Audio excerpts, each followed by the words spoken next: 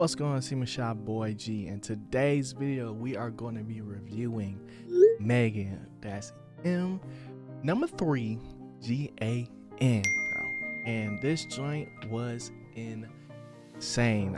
And y'all know me, I don't really be watching scary movies like that, but I feel like I'm a vet now, so y'all could probably expect to get more reviews from me from the scary movie side of things. But today, we're here to talk about none other than M3GAN. And going into this movie, my biggest question was, how will the public generally react to, a life-size AI toy? You know what I'm saying? Because I get the whole premise of the movie being like a horror flick with basically being an updated version of Chucky, right? But I really wanted to see how people are going to perceive M3GAN in real life. Because I know if it was me, bro, and I saw a life-size toy walking around answering people, bro, I'm booking it the other way. No kizzy. So that's what I went into the theater thinking. And I gotta say, bro, like, I love the actual initial opening for this movie just because seeing the reason why M3GAN was, not only created but finished really grounded you to the story and what's actually going on, because they start things out with this whole commercial, right? And this is also how we get introduced to one of the main characters, that being Katie, and her backstory. So, and because they start us off with this small toy that just simply interacts with an iPad, which also connects us to the main character of the story, that being Gemma, who is the aunt of Katie, who was the one that works for the company that built the toy that essentially got her parents killed. It's the perfect representation of what I expect from a horror movie in 2023 and the whole iPad kid epidemic. So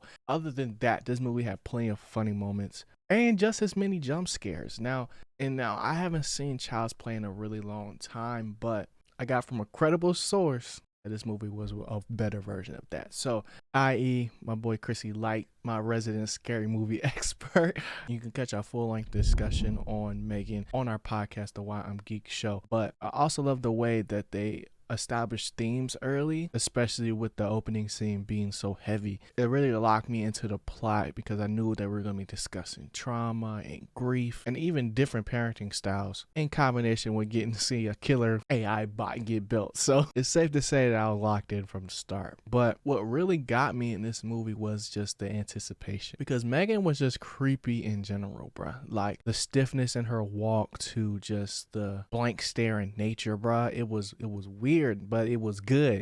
It's crazy to think about like how AI and humans interact in this movie, and then just how like the general public adapted so fast to M3GAN. I don't know, maybe it's just a Silicon Valley crowd, but for me, you just can't bring a walking, talking robot to the cookout, bruh. Like I'm just not rocking with that. But like I said earlier, I was really interested in just seeing what that interaction was going to be like outside of the main trio, that being Gemma and Katie. And just to keep it simple, bro, people adapt fast, which is crazy, bro.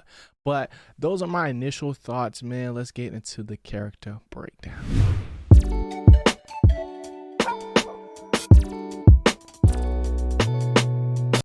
Alright, y'all, so I want to start off with Katie, played by Violet McGraw, because I think she had a really good performance, simply because in the beginning portion of this movie, she spent a lot of time using like non-verbal communication. She told everything we needed to know on her face, right? And then slowly opened up more and more. We got to see a little bit more of her personality as she got closer and closer with M3GAN, for better or for worse. But overall, Katie was a kid's kid, right? AKA tantrums. And it was strange seeing how quick Katie really attached to M3GAN, but they brought it up in the movie where after going through something traumatic in what she did and losing both of her parents, similar to like when, little ducks are born, the first thing they see, they kind of attach themselves to, right? And with Gemma not being the most social person, they had a really hard time connecting initially. So with M3GAN be able to fill that void and be able to answer any questions she have, be able to tell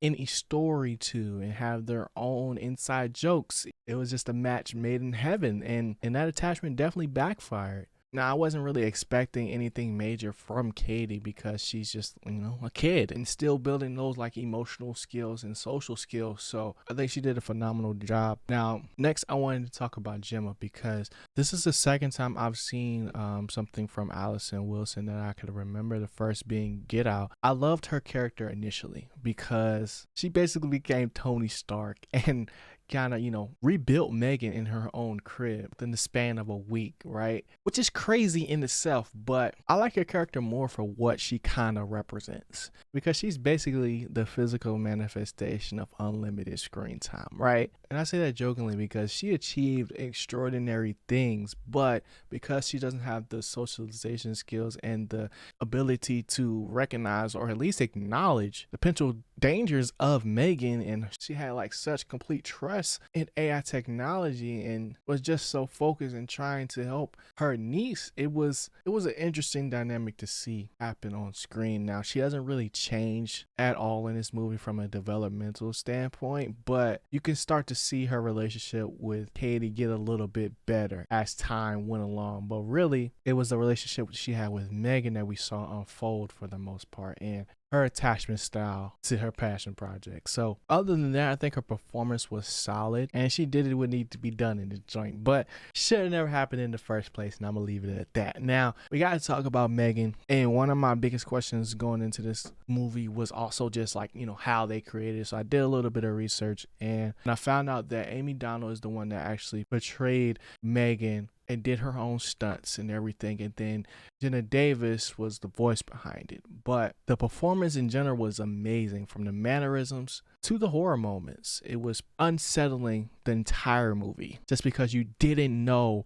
if she was really turned off or not. You didn't know if she was listening. Even before she showed us that she didn't always listen to every single command, I was like, bruh, at any moment this joint could pop off. And that was just a very, very fun vibe to really set. So other than that, it still had like, your typical scary movie references.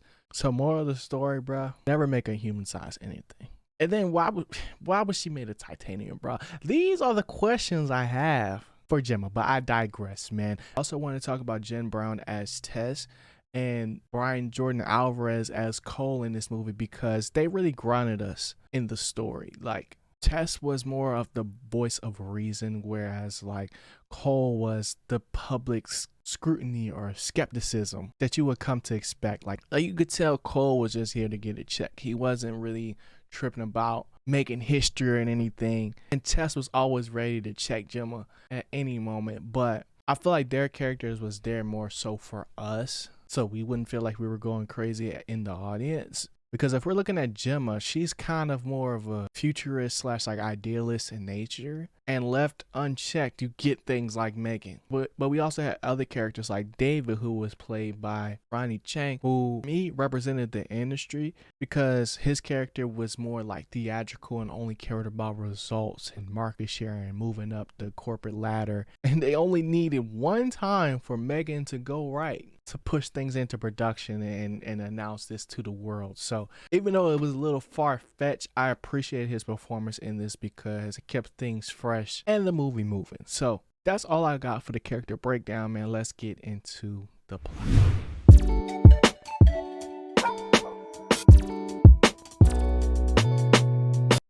Alright, so like I said before, man, I really liked the opening for this movie, and I think it was paced phenomenally because it showed us slowly but surely the signs of M3GAN going crazy. You know what I'm saying? Like from her not turning off when she's supposed to talking back to Gemma, to literally killing animals, and then slowly working her way up to dismembering people and eventually killing them. And it's just like, bro, what are we doing? How many signs do you need, Gemma? There could only be so many coincidences. And they even had a moment with the cops in this movie where they was like, hey, we're just coming here to check on things, not necessarily here to accuse you, but you and this dog keep popping up here. But I don't want to go too far and say anything. I'm just here to let you know that we watching you type beat. So that was really funny. But like from a plot standpoint, I never really had any questions about it. Like I knew what was happening. I knew,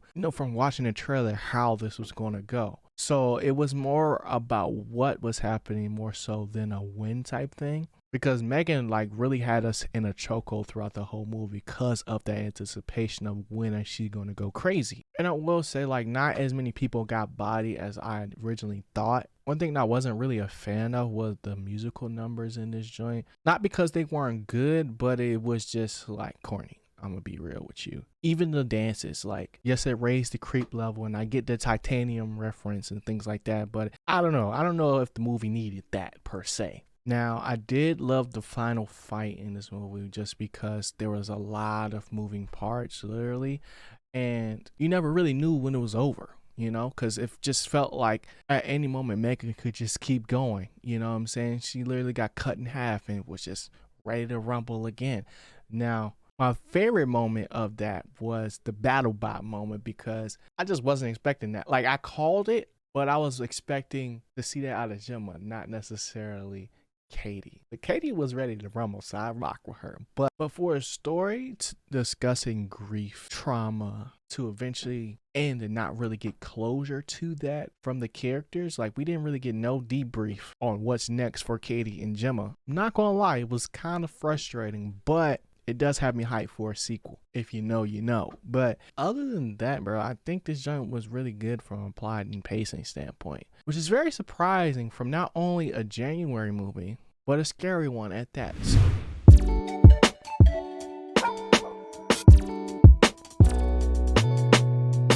Now, if you couldn't tell by now, I did like the movie, right?